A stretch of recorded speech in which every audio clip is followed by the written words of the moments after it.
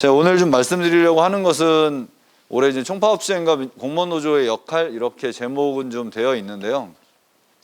저는 제목을 좀 바꾸어야 한다고 생각합니다.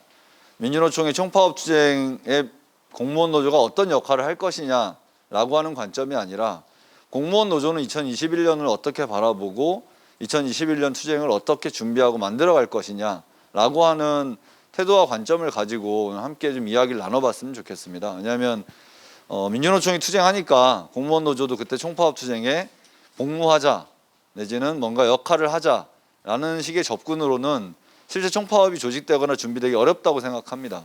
사실 그간 우리의 민주노총의 총파업은 대부분 그런 방식이었습니다. 뒤에서도 말씀드리겠지만 어디가 이 시점에 파업을 준비하고 있기 때문에 이걸 모아서 민주노총의 파업으로 진행하자라거나 날짜 대놓고 이때쯤에는 싸워야 하니까 총파업 합시다 하고 시간이 흘러가면 총파업 총궐기 내지는 총파업 총력투쟁으로 뭔가 상이 흐려지는 경우도 많이 있었고, 어떤 단위는 자신들의 요구를 걸고 투쟁하고 어떤 단위는 큰 집회에 한번 최대한 조합원들을 동원하는 방식으로의 싸움이 그동안 민주노총의 총파업 투쟁이 아니었는가 이런 생각을 하게 됩니다.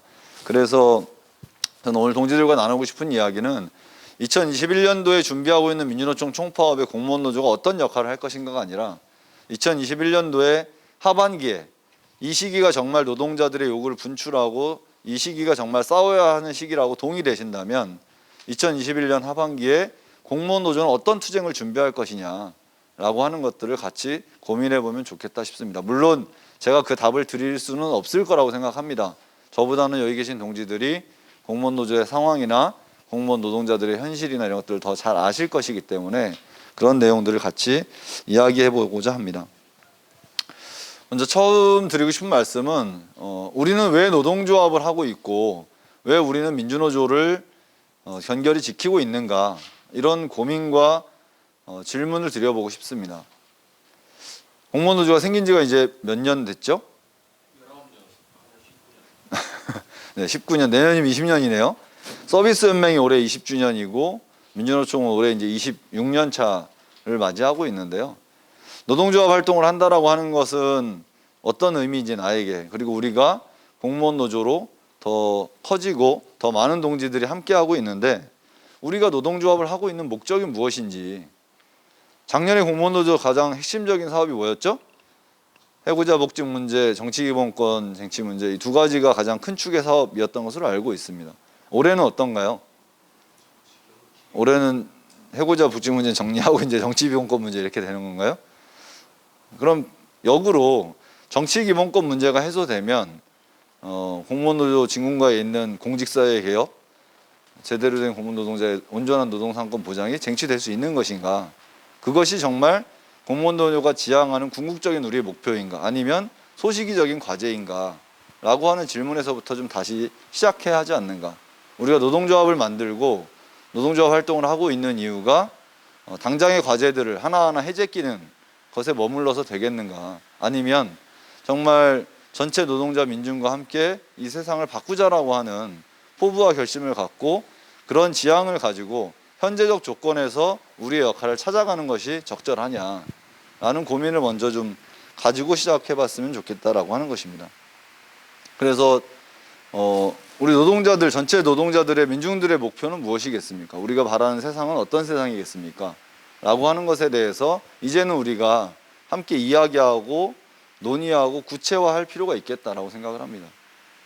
우리는 과거에, 여기 연배가 좀 되신 선배님들이나 이런 분들은 과거에 선거를 통한 혁명이냐 아니면 전민항쟁을 통한 혁명이냐 이런 노선적 논쟁을 많이 했던 거 기억이 아마 있으시라고 봅니다. 지금은 전민항쟁을 통한 혁명을 통해서 세상을 바꿔야 한다라고 주장하는 사람은 사실 그리 많지는 않습니다. 대부분이 선거를 통해서, 진보정당을 통해서 선거를 통해서 집권해야 한다, 이렇게 정치적 전망과 이 세상을 바꾸는 경로를 그려가고 있습니다. 그럼 공무원 노동자들은 정치기본권을 갖고, 예를 들면 공무원 노동자들이 전체가 다 진보정당을 지지할 수 있을까요?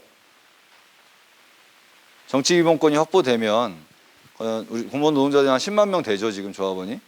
10만 조합원들 중에 소위 진보정당이라고 이야기하는 5개 정당, 등록정당으로는 4개 정당 정도에 우리 공무원 노동자들 지금 조사하면 여기 있습니다. 얼마나 지지할까요? 일반 국민들 여론조사보다야 조금 높겠습니다만 큰 차이는 나지 않을 거라고 봅니다.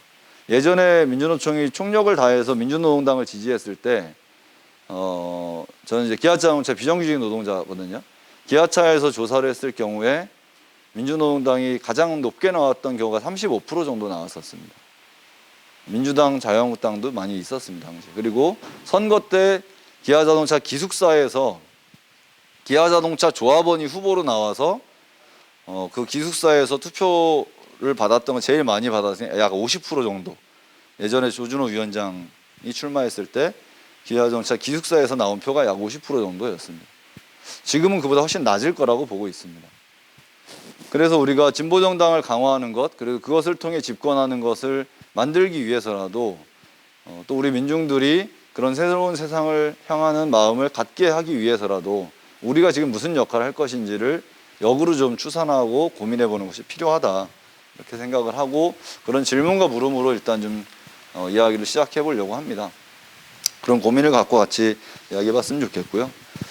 그러면 2021년 지금은 어떠냐, 흔히 정세 이렇게 이야기하는 것들을 말씀드려 보려고 하고요. 오늘 제가 말씀드리려고 하는 건 결론은 11월 달 총파업 제대로 한번 해가지고 세상 한번 바꿔봅시다 이야기를 좀 그럴듯하게 어떻게 해가지고 동지들이 같이 이 투쟁에 나설 수 있도록 마음을 움직이느냐라는 것이 오늘 목적이지 않겠습니까?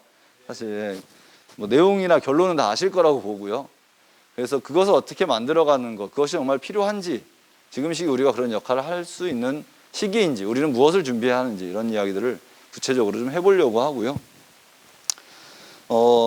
지금 2021년 정세 토론을 저희도 중앙에서 몇 차례 했었는데 정세에 대한 인식은 전반적으로 크게 다르진 않은 것 같습니다. 크게 보면 코로나19와 관련된 우리 삶의 변화가 있을 것이고, 그 다음에 신자유주의라고 하는 약 30여 년간을 전 세계 경제 체제를 지배했던 신자유주의 체계가 흔들리고 있다는 것에 대해서도 큰 이견은 없습니다. 미국 유일의 패권 시대가 저물고 있다라고 하는 것에 대해서도 크게 이견은 없고, 한국 사회 경제라든지 체제 자체가 더 이상 이 상태로는 지속 가능하지 않다라고 하는 데서도 일반적인 공감대가 있는 것 같습니다. 구체적으로 살펴보면 코로나19와 문재인 정부의 K 방역이 성공하기를 간절히 바라는데요. 그래서 이달 말부터 백신 접종을 시작하면 11월경이면 전체 국민의 한 60, 70%가 면역력을 갖게 될 거다, 이렇게 이야기하고 있고, 그래서 11월 달에 총파업을 할 수 있다, 이렇게 생각하고 있는데요. 어쨌든 그것이 잘 진행이 된다고 하더라도 실제 실물 경제라든지 우리의 삶이라든지 이런 것들이 지금과 아주 전면적으로 다시 코로나 이전으로 돌아갈 것이냐 라고 물었을 때 그렇다라고 대답하는 사람은 별로 없는 것 같습니다. 이미 비대면 사회가 전면화되고 있고, 특히나 공무원 노동자들도 그런 분들 많을 텐데 재택근무하고 계신 분들이 굉장히 많습니다. 특히 IT 업계 이쪽으로 해서는 서비스 연맹에 이제 제가 아는 곳은 HPPK 노동조합이라고 판교에 있는 그 삼성전자 프린터 사업부가 분사돼서 HP로 매각된 곳이거든요. 여기가 전체 직원이 한 1,600명 되는 곳이었는데 최근에 명예퇴직을 받아서 약 450명 정도가 명예퇴직을 했고, 전체 직원의 한 80% 정도가 재택근무를 아직도 하고 있습니다. 코로나 시작부터 해서. 그러면서 재택근무하면서 구조조정을, 정리해고를 계속 해나가고 있고, 대부분의 IT 업종에 있는 노동자들이 그렇다라고 합니다. 그래서 판교역이 출근 시간 되면 유동인구가 출퇴근 시간에 약 2만 명 정도 된다 그랬었거든요. 요즘엔 한산합니다, 되게. 이런 어떤 시스템이나 패러다임 자체가 과거로 돌아갈 것이냐. 이제 시장 가서 장 보던 사람들이 택배로 물건을 받아보니까 택배 노동자들이 좀 짠하긴 하지만, 안타깝긴 하지만 편하더란 말입니다. 그러면 코로나19가 종식됐다고 해서 다시 장바구니를 들고 시장으로 마트로 갈 것인가. 그렇게 되지 않을 가능성이 크다는 겁니다. 비대면 노동이나 플랫폼 노동이라고 이야기하는 것들이 지금보다 훨씬 더 많아질 것이고, 현재는 플랫폼 노동자들의 수나 규모에 대해서 정부가 일정 정도 통계를 내고 있지도 못합니다. 플랫폼 노동에 대해서 명확히 규정하고 있지도 못한 시점이거든요. 근데 이미 독일이나 이런 유럽 같은 곳에서는 플랫폼 노동이 전체 산업의 35%, 40%를 차지하는 정도로 확대되어 있습니다. 한국 사회도 아마 급격하게 그렇게 빠르게 전환될 거라고 예상이 됩니다.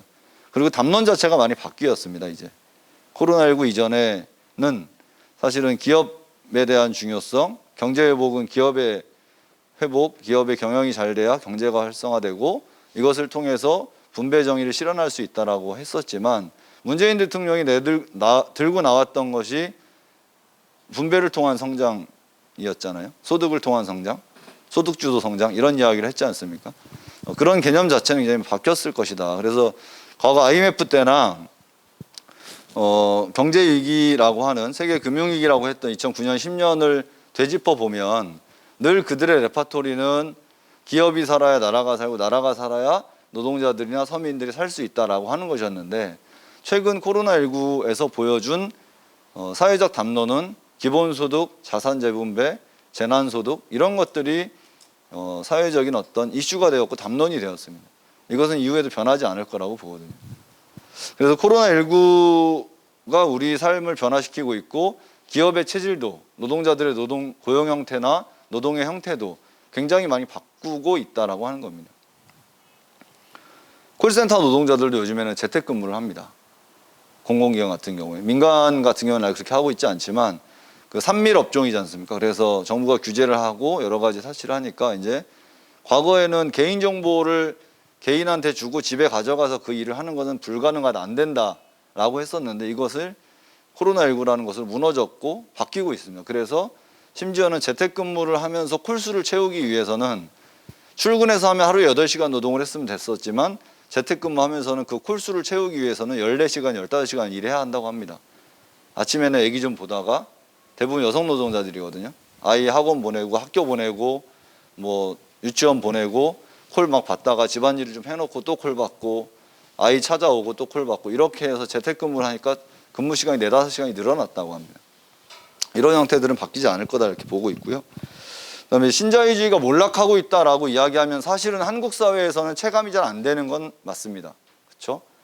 지금 현재 투쟁사업장으로 이야기되고 있는 굉장히 많은 사업장의 노동자들이 대부분 정리해고 구조조정 때문에 싸우고 있지 않습니까? 대우조선도 그렇고 한국게이츠도 그렇고 아시아나 KO 내지는 뭐 아시아나나 대우조선의 매각 합병 문제 등등 사실은 구조조정 정리해고 비정규직이라는 신자유주의의 대표 명사로 대부분 다 포괄될 수 있는 것이 현재 투쟁사업장들의 현황이기 때문에 진짜 신자유주의가 무너지고 있는 거냐라고 하는 물음을 할 수밖에 없습니다. 근데 전 세계적으로 우리도 그렇고 이미 또 경기도는 먼저 했고 4차 재난소득이나 이런 것들을 지급하겠다고 하지 않습니까? 이것은 전혀 신자유주의적이지 않은 정책이죠. 정부가 전국민 고용보험을 하겠다 이런 것들은 신자유주의와 완전히 역행하는 정책들이거든요. 시장에 모든 것을 맡겨야 하는데 그 시장을 지배하고 통제하고 이런 수단들이 굉장히 많아지고 있다는 겁니다. 세계적으로 경제가 신자유주의라고 하는 체계 속에서는 더 이상 유지되기 어렵다라고 하는 거죠.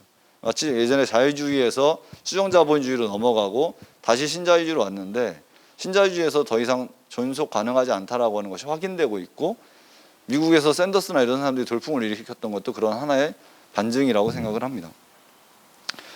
미국 유일패권 시대가 저물고 다자시대로 변화하고 있다라고 하는 것, 어쨌든 미국과 중국의 양대축으로 형성되어 있다라고 하는 것은 뭐 익히 잘 아실 거고 어쨌든 트럼프가 많이 또 망가뜨렸죠. 그러면서 어쨌든 바이든이 당선이 됐습니다만 바이든은 재선이 불가능하다고 얘기하거든요. 다른 이유가 아니라 나이가 많아서요.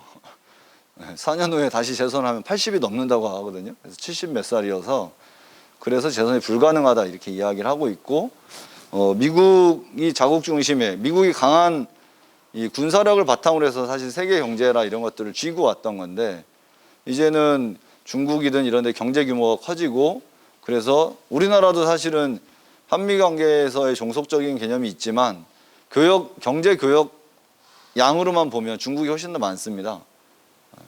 수출 의존성이나 교역량으로 봤을 때.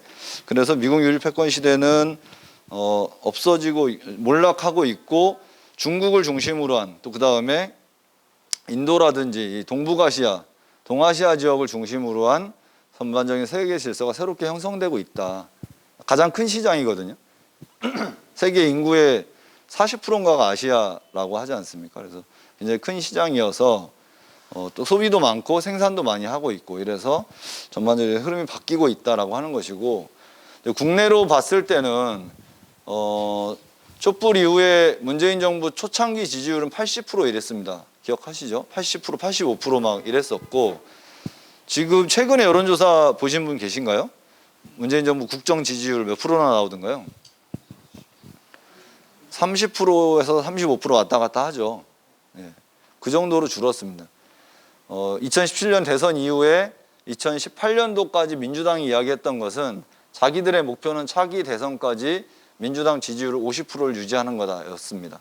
당시에는 훨씬 더 높았음에도 불구하고 실패했죠. 근데 그래서 많이 민심이 이완되고 있고 물론 국민의힘이 어느 정도의 지지율을 여전히 회복하고 있고 이런 모습 때문에 많은 분들은 이러다 또 국민의힘으로 정권이 교체되는 거 아니냐, 바뀌는 거 아니냐, 제2의 이명박, 제2의 박근혜가 또 나타나는 거 아니냐 라고 하는 우려도 많이 하시지만, 제가 볼 때 제 개인적인 소견으로는 그렇게 될 가능성은 거의 전무하다라고 생각합니다.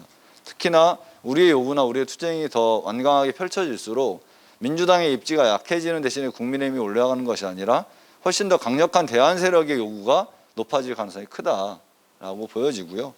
그래서 뭐 촛불혁명을 등지고 배신한 문재인 정부에 대한 모습이나 그 양상들은 굳이 일일이 설명 안 드려도 충분히 공감하시겠죠. 대표적인 것이 최저임금 산입범위 문제, 뭐 지난 하반기에 있었던 노동법 개혁의 문제, 뭐 중대재해기업 처벌법에서 보여주었던 문제, 이런 것들이 있을 수 있을 것 같고, 오늘 제가 오전에 그 면목동에 있는 중랑구에 있는 서울의료원 공공운수노조 의료연대 거기 이제 투쟁하고 계셔서 갔다 왔는데, 최저임금 산입범위가 바뀌고 나서 작년 한 해 동안 거의 다 최저임금이거나 간호사분들은 좀 높고 시설이나 뭐 청소하시는 분들 이런 분들은 거의 최저임금이거든요.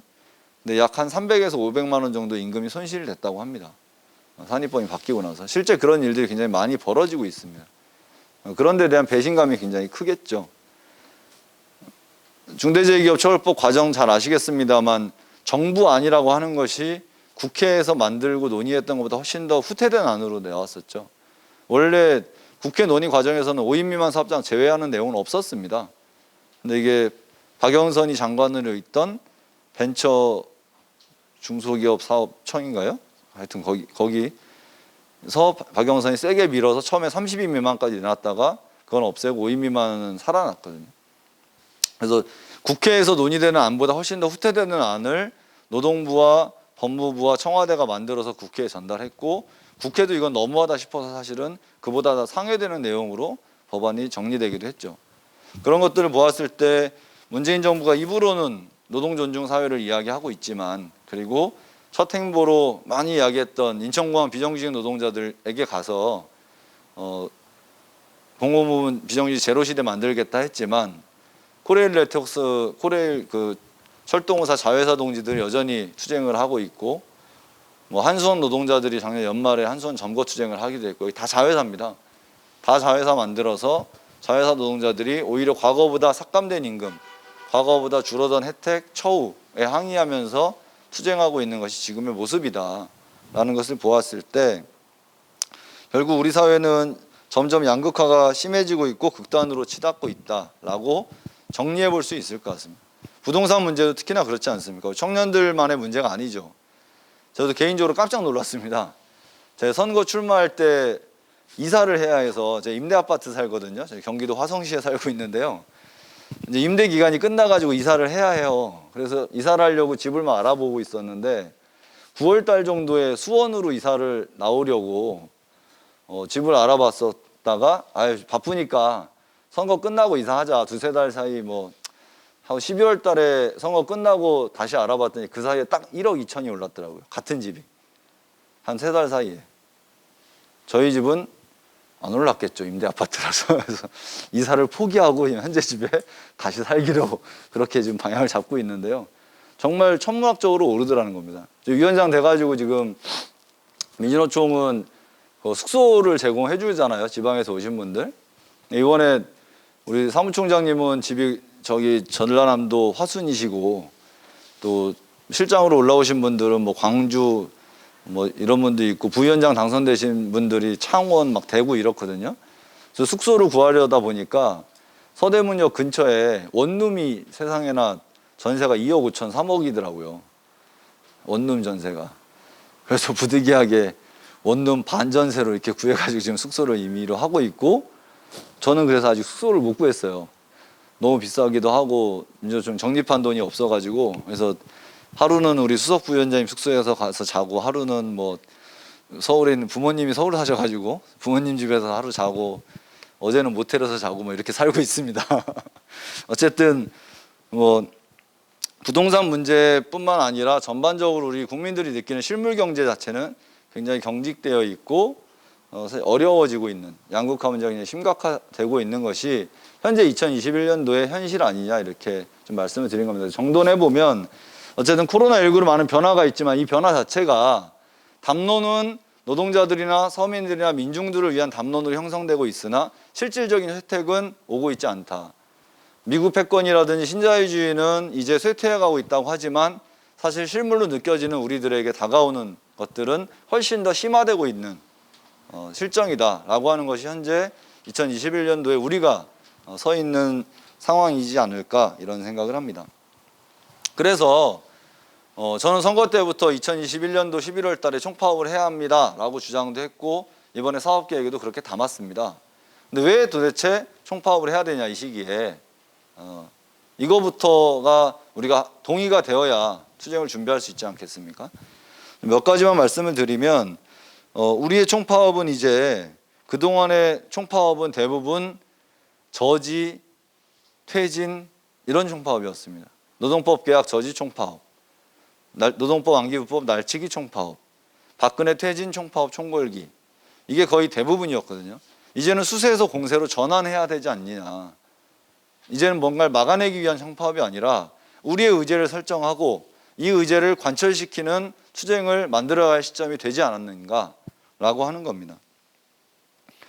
110만이라고 하는 조합원을 가진 민주노총이 작년 12월 기준 노동부 발표한 게 104만 명 정도였거든요. 민주노총 조합원 숫자가. 거기에는 정교조가 빠져 있었습니다. 정교조가 한 5만 명 정도 되고, 그다음에 특수고용 노동자, 노동자성 인정받지 못한 노동자들까지 하면 110만 명을 조금 더 넘어서고 있을 것이라고 예상은 하는데요. 110만 명 제1노총이라고 하는 민주노총이 이제는 이 사회의 근본적인 변화에 대해서 제기하고 전 국민적 지지, 민중적 지지를 받아서 그 힘으로 이 사회를 바꿔내는 투쟁을 제기하고 해야 할 시점이 되지 않았는가라고 하는 것이고요. 시기적으로 보면 11월이라고 하는 시점은 문재인 정부의 마지막 정기국회를 앞둔 시점입니다. 그리고 대선을 3개월, 4개월 남짓 앞둔 시점입니다. 지방선거를 6개월 정도 앞둔 시점입니다. 그래서 이 시기에 문재인 정부의 마지막 정기국회와 대선과 지방선거로 이어지는 정치적 격변기에 노동자 민중의 의제를 들고 싸워볼 만하지 않겠냐라고 하는 겁니다. 그리고 대선 후보들은 민주당은 당규상 9월 초에 대선 예비후보를 확정하도록 되어 있습니다. 국민의힘은 11월 초에 대선 예비후보를 확정하도록 되어 있습니다. 대부분의 대선 출마자들이 아마 9월, 10월경이면 가닥이 잡힐 거로 보고 있습니다. 그래서 이 시기에 우리가 싸워야 하지 않는가. 쟁취 목표를 명확히 하고 새로운 세상에 대한 민중적 요구를 분출시키고 지방정부를 견인할 수 있는 투쟁을 2021년도에 해야 2024년까지 가는 과정, 2024년 총선까지 가는 과정에서 다양한 사회적 담론들이 의제화되고 사회적으로 각각의 요구들이 분출하고 이것이 대선과 지방선거, 총선까지 가는 약 3년간의 흐름 속에서 한국 사회를 근본적으로, 구조적으로 바꾸어낼 수 있는 계기가 되지 않겠냐라고 하는 겁니다. 민주당과 청와대는 올해 2월 달에 ILO 핵심 협약 비준을 하겠다고 공언하고 있습니다. 아마 명절 연휴가 지나면 ILO 핵심 협약 관련해서는 정부가 추진을 할 것 같습니다. 그러면서 한 축으로는 작년 연말에 노동계약에서 자신들이 요구했던 내용을 다 관철하지 못했죠. 그 내용을 다시 들고 나올 것으로 예상됩니다. 그리고 한 4월, 5월까지 가는 과정 속에서 전반적인 비정규직 관련된 법안들을 전부 다 손보겠다라고 하는 입장을 민주당과 청와대가 가지고 있는 것으로 알고 있습니다. 그들도 이제는 더 이상 노동의 문제, 비정규직의 문제를 방관하거나 방치할 수 없다라고 하는 판단은 하는 겁니다. 한국 사회에서 비정규직 관련된 법안들이 비정규직을 위한 법인가요?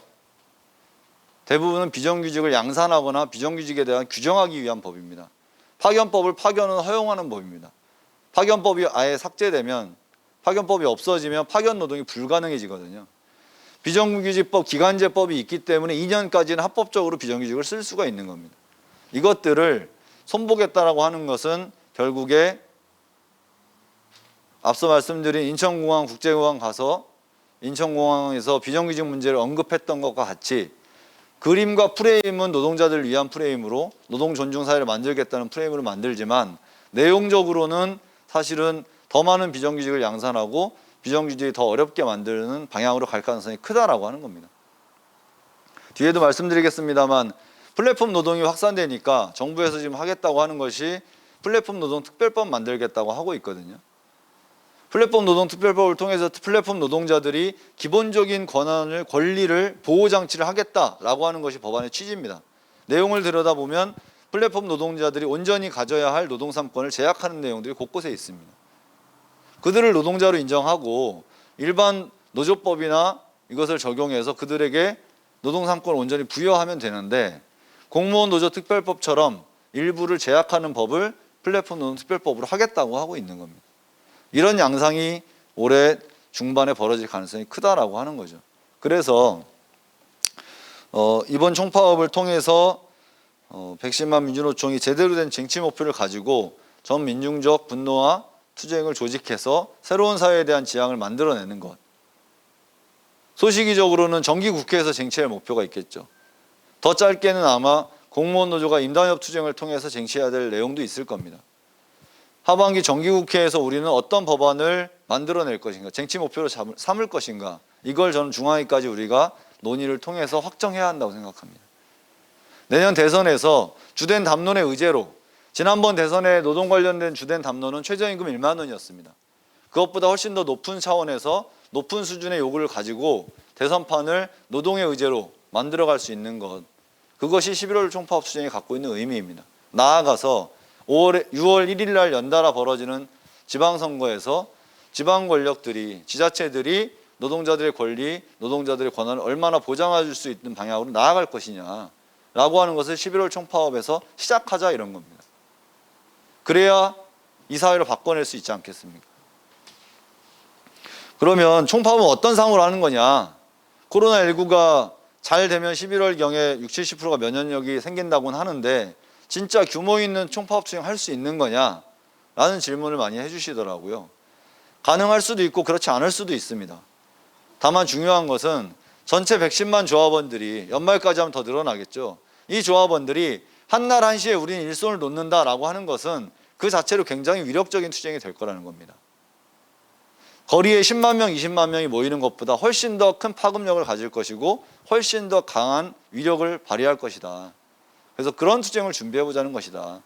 큰 집회 한번 하자는 것이 아니라 정기국회와 대선 지방선거를 두고 우리의 요구, 민중들의 요구를 분출시키고 그것을 전면화하고 이것이 전체 사회의 담론으로 만들어갈 수 있는 이런 투쟁을 조직된 노동자들이 110만 명이 단일한 힘으로, 단결된 힘으로 뚫고 나가보자라고 하는 것이 이번 올해 총파업의 목표이자 상인 겁니다. 그러기 위해서는 전농이라든지 빈민단체라든지 이런 조직들, 또 시민사회단체들과 연대 이런 것도 반드시 필요하겠죠. 노동자들만의 요구가 아니라 전 민중적 요구를 함께 걸고 논의해가고자 하는 겁니다. 그렇다면 여기까지는 동의되시나요? 필요하다고 판단되십니까? 회의 끝나고 막 줄줄 얘기해가지고 막 슬슬 이제 좀 힘들어 하시는 것 같아서 정모 실장님께서 눈이 감기신 것 같아서 근데 이제 문제는 그렇게 되면 참 좋겠는데 필요한 건 알겠는데 우리 머릿속에 도식적으로 그려지는 물음표가 있습니다. 그게 가능해? 진짜 그렇게 할 수 있어? 라는 것이 우리한테는 굉장히 중요한 숙제입니다. 사실 110만 명이 한날 한시에 총파업 좋아. 그런데 그러면 11월 달에 전 조직이 다 쟁의권을 가질 수 있어? 당장 공무원 노조나 전교조는 쟁의권이 없는데 파업을 못하는데 어떻게 하나라는 손을 놓지? 우리는 논외인가? 우리는 연가투쟁을 최대한 조직하면 되는 건가? 우리는 임단협이 3월에 시작해서 7, 8월이면 끝나는데 금속노조가 올해 연말에 선거입니다. 공무원노조가 연말 내년 초 걸쳐서 선거죠. 건설노조도 연말에 선거에 돌입합니다. 투쟁의 주력이라고 할 수 있는 파업을 하면 가장 파급력이 큰 금속노조가 선거라서 11월에 파업을 하기가 어렵다 이렇게 이야기하고 있습니다. 건설은 사실은 선거를 하든 말든 뭐 때리면 지침 때리면 나오는 조직이라 가능할 거라고 봅니다. 토목건축은 건설이 이제 토목건축 분과가 있고 건설 기계가 있고 타워 있고 전기 있고 이렇거든요. 다른 분과들은 어려울 수 있다 하더라도 주력인 토목건축이나 건설 기계는 나름대로 조직력이 있어서 가능할 거라고 보는데요. 어쨌든 주체적인 상황이나 객관적인 상황만을 놓고 보았을 때 우리의 투쟁이 가장 왕성하고 가장 위력적으로 발휘됐던 것은 9697 노개투 총파업과 2015년 민중총궐기라고 많이 기억합니다. 그만큼의 분노가 1년 사이에 아니면 지금부터 우리 조합원들 안에 내재되어 있는가 라고 하는 것을 검토하지 않으면 사실은 가능하지 않죠. 그리고 지금까지 해왔던 익숙한 방식이 아니라 새롭고 뭔가 창조적인 방법들을 만들어내지 못하면 110만의 한나라한 시에 총파업한다고 하는 것은 그저 무망한 우리의 바람이자 소망이자 구호에 그칠 수밖에 없습니다. 그래서 준비 과정은 굉장히 촘촘해야 한다고 생각합니다. 3, 4월에는 2월부터 시작을 해서 3월 9일 중앙위를 예정하고 있는데요. 중앙위원회에서 기본적인 의제와 경로와 상을 확정하고자 하고요. 그것이 확정이 되면 3월, 4월 두 달간에 걸쳐서는 저를 포함한 민주노총의 중앙 임원들이 총 9명이거든요. 위원장, 수석, 총장하고 부위원장 6분이 선출되어서 9명인데요. 이 9명이 전체 확대 간부가 한 3만 명 정도로 추산을 하고 있습니다. 민주노총 전체. 우리 산별연맹과 지역본부의 대의원들 정도까지, 현장의 대의원까지 하면 한 3만 명 정도 되는 것으로 추산을 하고 있는데 이들과 결의하는 시간을 3, 4월 두 달 동안 충분히 갖자 이런 겁니다. 직접 현장으로 들어가서 현장에 있는 5명의 대의원 모아서 오늘과 같은 이런 이야기를 나누고 그 현장의 요구는 무엇인지 어떤 투쟁을 만들어가는 것이 필요한지 이 투쟁이 정말 우리 사회를 바꾸고 내 삶을 바꿀 수 있는 그런 총파업인지에 대해서 아주 깊이 있게 들어가서 같이 논의하고 대화하고 결의하는 과정을 갖자. 3, 4월 달에. 그래서 5월이나 5월 중하순경에는 다시 한번 임시대의원대회를 통해서 하반기 총파업을 전 조직적 결의를 하자는 겁니다. 대의원대회가 안 되면 아니면 더 확장해야 될 필요가 있다면 단위사업장 대표자 대회를 하던 코로나19 때문에 한 곳에 모이기 어려우면 지역별 단위사업장 대표자 대회나 이런 것들을 통해서 조직적 결의를 담보하는 것들을 5월 중에 해보자 이런 겁니다. 그리고 5월, 6월, 7월에는 공공부문의 비정규직 노동자들을 중심으로 해서 투쟁을 준비하고 있습니다. 비정규직 노동자들이 첫 포문을 여는 올해 2011년 총파업성의 첫 포문을 열도록 하자는 겁니다. 5, 6, 7월 이 투쟁을 통해서 그리고 8, 9월에는 임단협 마무리 시점이 몰려 있습니다. 5, 6, 7월, 8, 9월까지 가는 이 과정들을 통해서 투쟁의 파고를 높여내고 10월 달에 9월, 10월을 가는 과정에서 전체 조직적인 역량을 총력 집중해서 11월에 폭발시켜보자라고 하는 겁니다. 그러기 위해서는 교육만 하고 회의만 하고 주먹만 불 끈진다고 되지는 않을 겁니다. 저는 교섭 구조도 굉장히 중요하다고 생각합니다. 물론 작년 우리가 한 해 동안 사회적 교섭에 대한 트라우마가 있습니다. 그것을 찬성하든 반대하든 간에 이것이 또다시 조직적 내용으로 불거지지 않겠는가라고 하는 고민과 걱정도 많이 있는 것이 사실입니다. 저는 교섭 구조를 깔끔하게 정리할 생각입니다. 중앙은 중앙 노정 교섭을 할 겁니다. 산별과 업종 교섭을 강제하도록 그 중앙 교섭을 통해서 만들어낼 겁니다. 전체 지역본부가 올해 5월경에는 지역본부별 노정 교섭을 동시에 공동의 요구와 지역별 요구를 묶어서 시작하도록 할 생각입니다. 중앙에서 이 교섭 전체를 틀어쥐고 컨트롤하고 산별 노조들은 업종 교섭과 산별 교섭을 통해서 자기 요구를 밀고 나가고 중앙에서는 대정부 요구, 대국회 요구를 전선을 쳐주고 지역에서는 지역 노정 교섭을 통해서 지방정부와의 조례 개정이라든지 지방정부의 역할들을 강제해내는 교섭과 투쟁을 병행할 수 있도록 만들어내고 이 힘이 1차적으로는 11월에 11월에 주요한 담론은 뭐가 되겠습니까? 정기국회 법안 입법하는 내용이 아마 주요 구호가 될 가능성이 큽니다. 그리고 12월, 1월, 2월까지 가는 과정에서 대선 전체를 관통한 의제들을 만들어내야겠죠. 조직적 논의가 필요하겠습니다만, 그래서 내년 5월 1일 노동자 대회는 내년 지방선거를 딱 한 달 앞둔 시점입니다. 최대한 규모 있게 최대한 분산해서 해볼 생각입니다.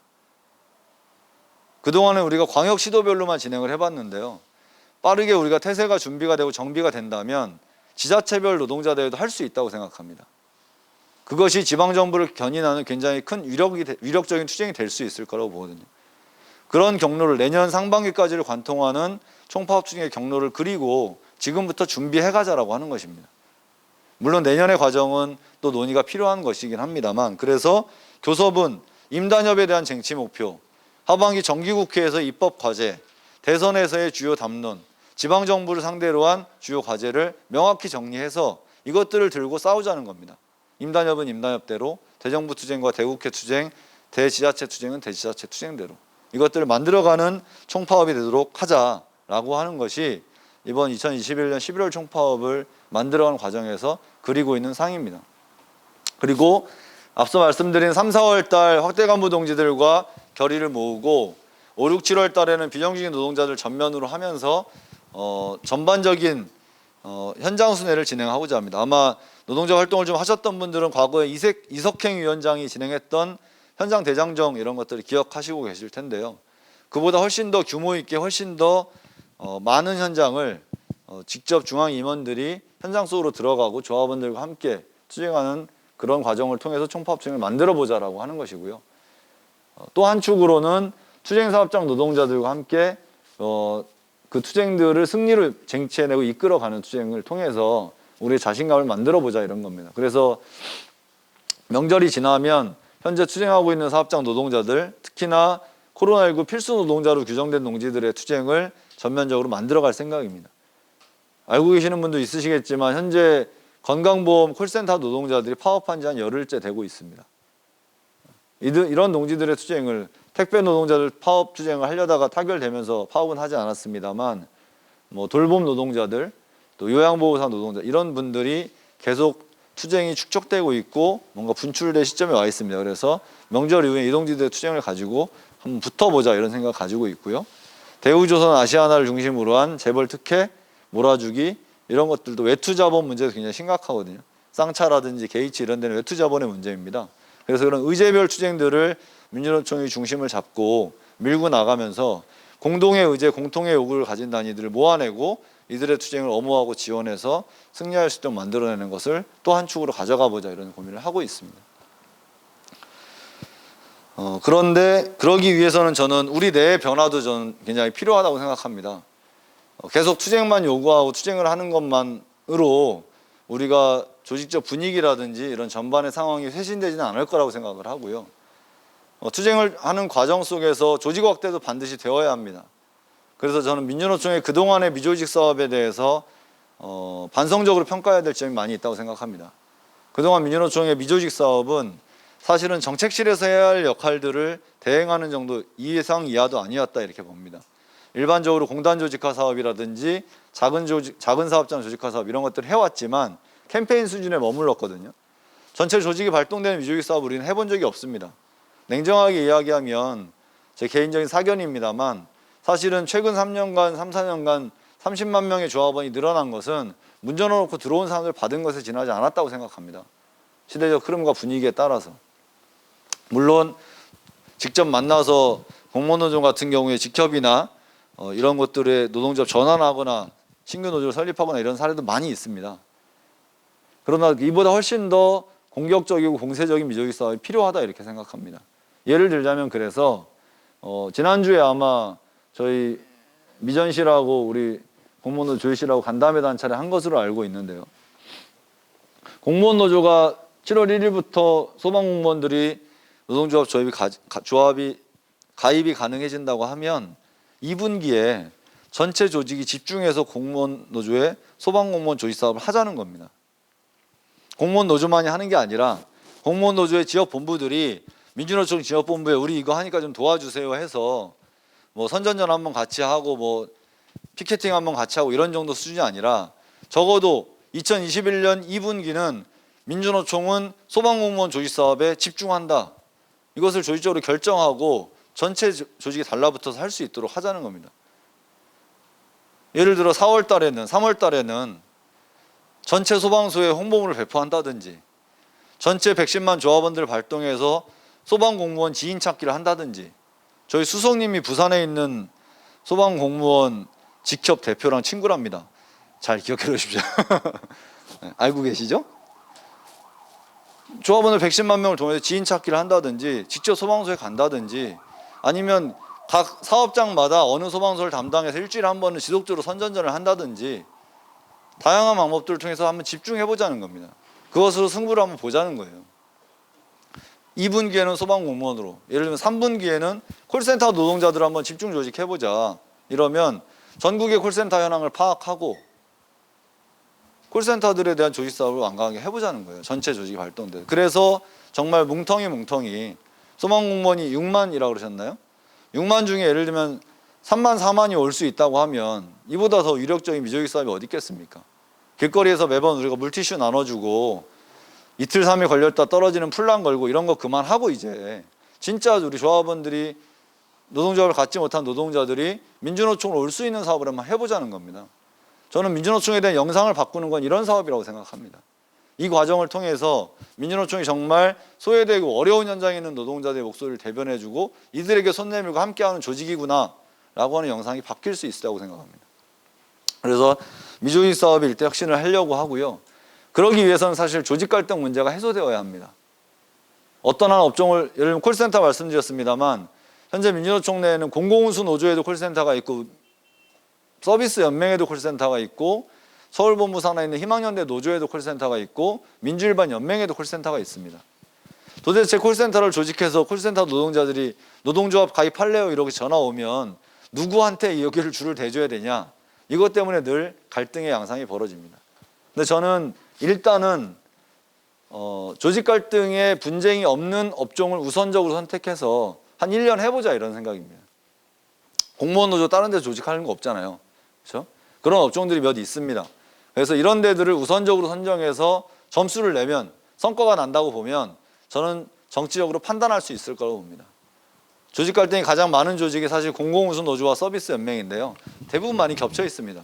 예컨대 정말 민주노총이 힘쏟아서 많은 조합원들이 조직되는구나 이런 것들이 확인된다면 정치적 결단이 가능하리라고 봅니다. 콜센터는 여기가 하고 돌봄은 여기가 하고 요양은 여기가 하고 이런 교통정리가 가능할 수 있을 거라고 봅니다. 아니면 공동으로 아예 문 열고 오는 거 봤자 홍보물에 전체 조직 연명 걸고 각 조직의 역할이나 입장 내고 해서 현장에서 들어오는 동지들이 판단할 수 있도록 하자. 완전히 열자. 저는 이렇게 갈 수 있다고 봅니다. 그런 과정을 통해서 실제 미조직 노동자들에 대한 조직 사업을 진행하는 것, 그리고 청년 노동자들에 대한 사업을 새롭게 많이 해보고자 합니다. 많은 분들이 공무원 노조도 아마 비슷할 텐데 공무원, 전교조, 공공운수 노조의 공공기관들 이런 것들을 중심으로 해서는 20, 30대 노동자들의 비율이 굉장히 높아졌습니다. 그래서 인천국제공항 사태로 이야기되는 그런 세대 간 갈등, 정규직, 비정규직 간의 갈등 문제가 곳곳에서 많이 나타나고 있습니다. 현재 건강보험 콜센터 노동자를 파업하고 있다고 말씀드렸는데 그들을 직접 고용하면 안 된다라고 하는 청와대 청원이 올라오기도 하고 정규직 노조 내에서 이번에 집행부로 당선된 분들은 그 사업에 적극적이지 않기도 합니다. 근데 거기만의 문제가 아니라 곳곳의 현장에서 이런 문제들이 발생을 하고 있습니다. 저는 이 이유는 저도 이제 청년 세대는 아닌데요. 어쨌든 기성세대들이 청년을 이해하고 청년에 대해서 알고 그들을 지휘하려고 하면 이 사업은 안 될 거라고 생각합니다. 저는 온전히 그들의 권한을 주어야 한다 이렇게 생각하거든요. 그래서 청년 사업은 청년 세대들이 권한과 재정과 역할을 다 가지고 실제 할 수 있도록, 그리고 우리 조직 내에 청년 사업이 제가 들여다보니까 정책실에 이만큼, 미전실에 이만큼, 조직실에 이만큼 다 흩어져 있습니다. 노안실에 이만큼. 각각의 영역에 부분으로 들어가 있지 청년 사업이 중요하다 하지만 이것을 일통해서 하나의 흐름으로 끌고 갈 수 있는 청년 사업의 체계가 마련되어 있지 않습니다. 그래서 민주노총이 이번에 청년실을 신설했거든요. 그리고 간부도 조만간에 추가로 배치할 생각입니다. 1차적인 목표는 제가 공약으로도 한 바 있었던 학교에서부터 노동권 교육을 하는 것, 이것을 청년실 사업의 가장 첫 번째 사업으로 잡고 있습니다. 1월 달에 그 서울교육청에서 제안을 해서 시도교육감 협의회에서 내년 교과 과정에 노동을 포함하자 이것을 의결했습니다. 그 교육부에 전달해 놓은 상태입니다. 우리가 빠르게 여론을 만들어가면 충분히 가능한 사업이라고 봅니다. 그리고 궁극적으로는 내년부터는 청년할당 부위원장 제도를 만들어낼 생각입니다. 청년을 대표할 수 있는 부위원장들을 세워내고 올해 11월 총파업에서 청년 노동자 대회를 사전대회 형태로 해볼 생각입니다. 당일이 될 수도 있고 전날이 될 수도 있겠습니다만 청년들이 청년의 의제를 가지고 그들이 모이고 그들의 요구를 분출할 수 있는 장을 민주노총이 열어주고 만들어주는 역할을 해보자라고 하는 것입니다. 이런 과정을 통해서 총파업층을 준비해보자라고 하는 것이고요. 마지막 한 가지는 민주노총 방송국에 대한 관심도 굉장히 많이 있습니다. 제가 당선되고 인터뷰를 여러 번 했는데요. 기자들이 질문하는 거 딱 세 가지더라고요. 총파업 어떻게 합니까? 청년 사업 어떻게 합니까? 방송국 어떻게 합니까? 이 세 가지 물어보더라고요. 다른 건 민주노총 사업에 별로 관심이 없습니다. 하나 더는 대통령 언제 만납니까? 이 네 가지를 주로 관심 있게 물어보던데요. 어쨌든 방송국은 지금 이제 사람을 채용하려고 준비하고 있고 5월 1일 개국을 목표로 준비하고 있습니다. 지금 구상은 채널을 다양화할 생각입니다. 민주노총의 기본 골간에서 필요한 것은 방송국을 통한 건 현안에 대한 교육, 민주노총 노선에 대한 교육, 방침에 대한 교육 이런 게 필요하거든요. 그래서 기본 골간 채널은 방침에 대한 것들을 교육하고 해설하는 채널을 만들 생각이고요. 또 한 채널은 세대나 업종의 특성에 맞는 채널들을 3개 내지 4개 정도로 다양하게 만들어갈 생각입니다. 그런 것들을 통해서 그 다음에 그동안 우리는 전통적으로 민주노총 유튜브나 이 컨텐츠를 생산하고 여기에 오프라인 조직력을 동원해서 좋아요와 구독을 눌러주세요. 이걸 많이 봐주세요. 전파해주세요. 이런 방식이었거든요. 저는 그것도 굉장히 필요하다고 봅니다. 이건 우리만이 할 수 있는 거기 때문에 그건 기본으로 하고 유력한 진보적인 유튜브 채널들이 있습니다. 그런 데와 협업을 통해서 우리의 내용이 예를 들면 하나의 영상을 만들면 뭐 노컷뉴스에도 올라가고 민주노총에도 올라가고 이런 겁니다. 공동제작 방식으로 해서. 그러면 노컷뉴스를 보는 유튜버들도 다 노출이 될 것이고 민주노총에 대한 이야기를 전달할 수 있겠죠. 이런 방식을 통해서 기본적인 골간의 교육 콘텐츠, 우리 조합원들 현장의 목소리를 담는 콘텐츠, 또 대국민과 호흡할 수 있는 콘텐츠 이런 것들을 다양한 채널로 시도해 보려고 하고 예산을 좀 봐야 되긴 하겠습니다만 민주노총 16층에 스튜디오 공간은 마련을 했고 조만간에 공사를 할 생각입니다. 그리고 1톤 트럭 개조해서 이동식 스튜디오도 만들어 볼 생각입니다. 투쟁사업장 이런 데 직접 찾아가서 거기서 생생한 목소리를 전달할 수 있는 예를 들면 그런 사업들을 지금 방송국 사업으로는 구상을 하고 있고 그래서 단순히 이것이 선전 홍보 수단이나 이런 것이 아니라 우리가 민주노총 중집에서 예를 들면 한 가지 어떤 사업이 결정되면 그 다음 주 상집 정도의 공무원 노조 상집 동지들은 공유가 되죠. 그죠? 그러고 나면 그 다음 주나 뭐 이런 중집 정도에 아마 지역에 있는 본부장님들하고 공유가 될 겁니다. 그러면 그 다음 주 상집의 지역본부 본부장들 그 상집에서 공유가 되죠. 그러면 그 다음 주 정도에 있는 지역본부 운영위원회에서 지부장들하고 공유가 됩니다. 그러면 그 다음 주 정도에 있는 지부 상집회의나 이런 데서 전체적으로 현장 간부들까지 공유가 되죠. 민주노총의 사업을 결정하면 현장까지 소통되는데 걸리는 시간이 짧으면 한 달, 길면 2달 정도가 걸립니다. 현재. 조합원들한테 전달되는 것은 결정된 것이 홍보물로 나가거나 집회 일정이 문자로 전달되거나 이것 말고는 사실 없습니다. 그래서 방송국은 전체 조직 내 소통 과정을 빠르게 만들어내고 동일한 내용, 동일한 입장, 동일한 결정을 동시에 받아볼 수 있도록 하는 체계를 만들자는 겁니다. 동일한 문제의식을 같이 느낄 수 있도록 하고 지금의 정세에 대해서 노동법 개혁을 한다고 하면 노동법 개혁의 문제점이 무엇인지 어떤 게 문제인지 우리가 왜 싸워야 하는지 언제 어떻게 싸울 것인지를 민주노총 총연맹 의사결정 기구에서 결정하는 순간 전체 조직이 동일하게 인식할 수 있도록 만드는 굉장히 위력적인 수단이 될 겁니다. 이 과정을 통해서 조직 내 단결도 굉장히 높아질 수 있고 민주노총과 현장의 사업에 대한 소통 구조도 많이 높아질 거라고 봅니다. 대우버스, 게이츠, LG 트윈타워 말은 많이 들어보셨을 텐데 그 동지들이 왜 싸우는지는 정확히 아는 사람 별로 없습니다. 한국 게이츠가 무슨 문제로 싸우고 계신지 아십니까? 아시는 분? 한 분도 없나요? 게이츠가 싸운다 이 정도만 알고 있습니다. 사실 대부분 조합원들이. 자기 업종의 문제가 아니면 관심 갖기 어렵거든요. 3, 4분짜리 동영상을 보면 그것에 대해서 이해할 수 있도록 투쟁하고 있는 동지들이 왜 투쟁하는지, 어떻게 싸우고 있는지, 대안은 무엇인지를 같이 공유할 수 있도록 하는 것, 이것이 민주노총 내 전반적으로 막혀있는 혈관이 막혀있는 것을 뚫어주는 역할을 할 것이고 훨씬 더 폭발력 있는 투쟁을 만들어낼 수 있을 것이라고 생각합니다. 그래서 이런 투쟁들을 통해서 제가 당선되고 인터뷰에서 했던 정권과 자본은 낯선 민주노총을 경험하게 될 것이다. 이게 굉장히 많이 활용되었었는데요. 저는 낯선 민주노총이라고 하는 것은 다른 게 아니라고 봅니다. 그동안 우리가 하지 않았던 이런 사업들을 통해서 정말 실질적이고 위력적인 총파업투쟁을 만들어내는 것. 물론 저도 말씀을 이렇게 드리지만 정말 우리 110만 조합원이 한날 한시에 손을 놓고 한자리에 모일 수 있을 거다라고 확신 있게 말씀드릴 수 없습니다. 다만 아주 구체적으로 짜야 합니다. 11월에 쟁의권을 가질 수 있는 사업장도 있을 것이고 조합원 전체 교육이나 총회를 통해서 투쟁을 조직할 수 있는 조직도 있을 것이고 불가피하게 연가투쟁이나 휴가를 통해서 조직할 수 있는 사업장도 있을 겁니다. 타산해보자는 겁니다. 쟁의권을 갖는 사업장이 30만 명, 교육을 할 수 있는 곳이 15만 명, 연가를 낼 수 있는 사람이 4만 명 이러면 50 몇만 명이 맥시멈이다 하면 그걸 실질적으로 그걸 조직하자는 겁니다.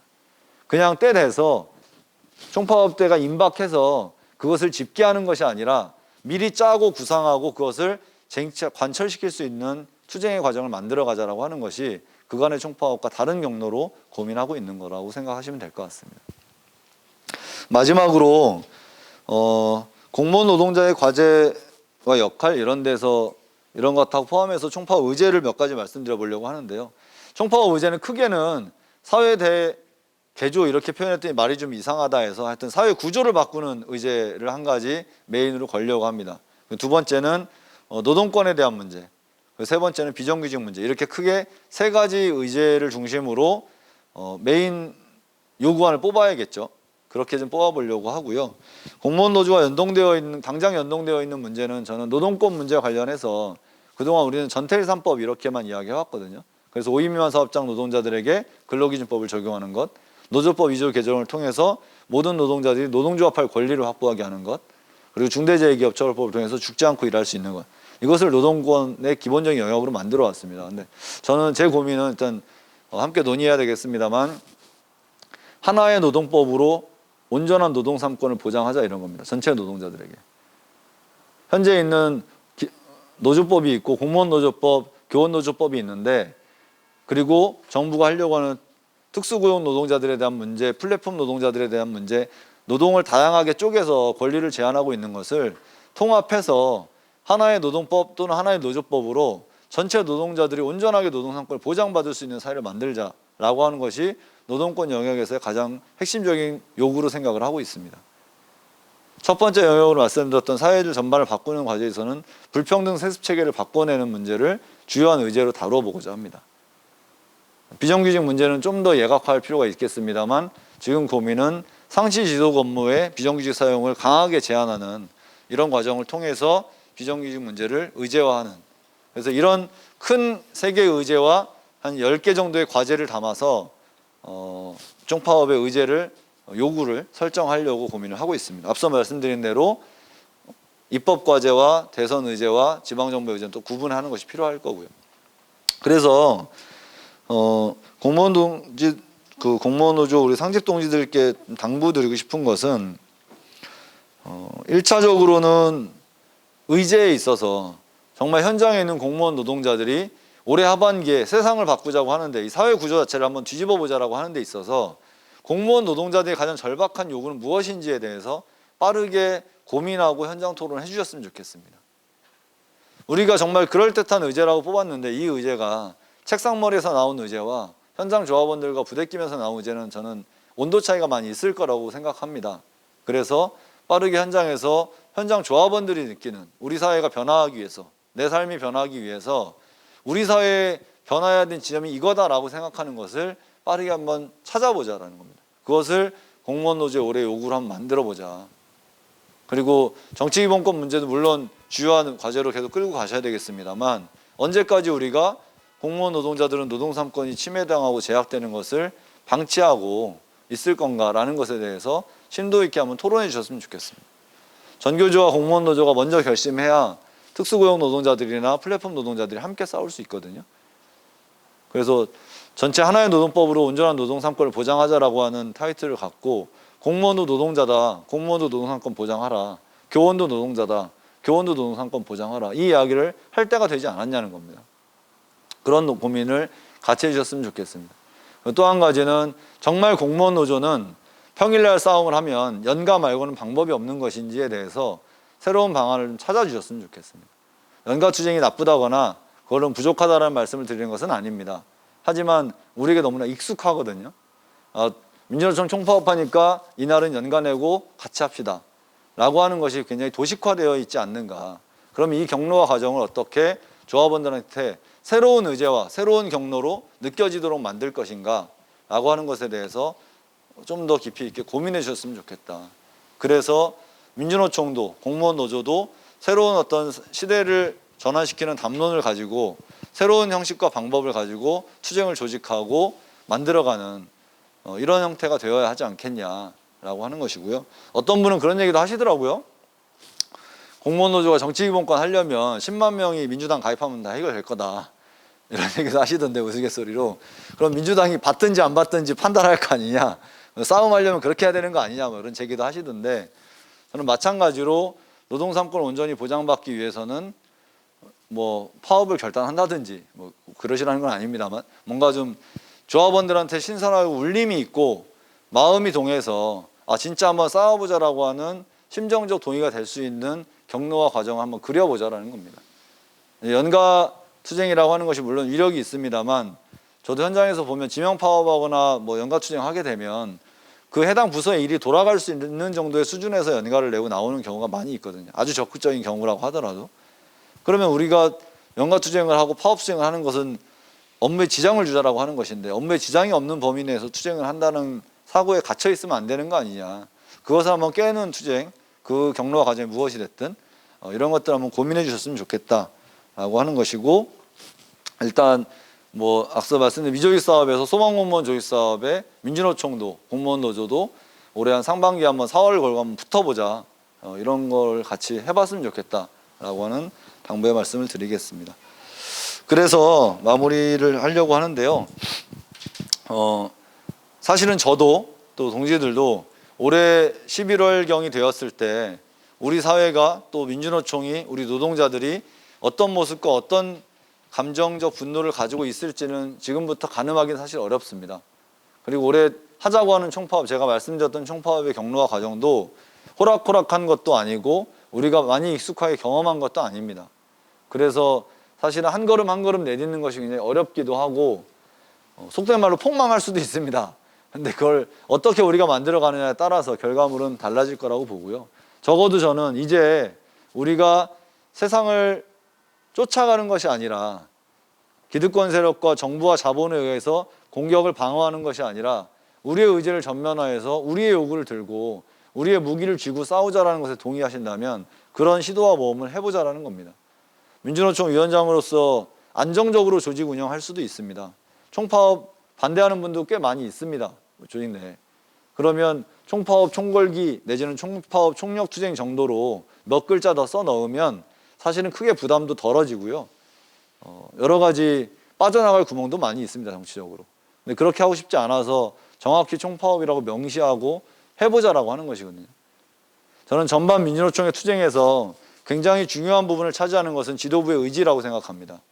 지도부가 이 투쟁을 정말 한번 돌파해보겠다라고 하는 의지와 결심이 있느냐, 그리고 그것이 간부들에게, 조합원들에게 전달되느냐라고 하는 것은 총파업 투쟁을 준비하는 데서 굉장히 주요한 또 하나의 고리라고 생각합니다.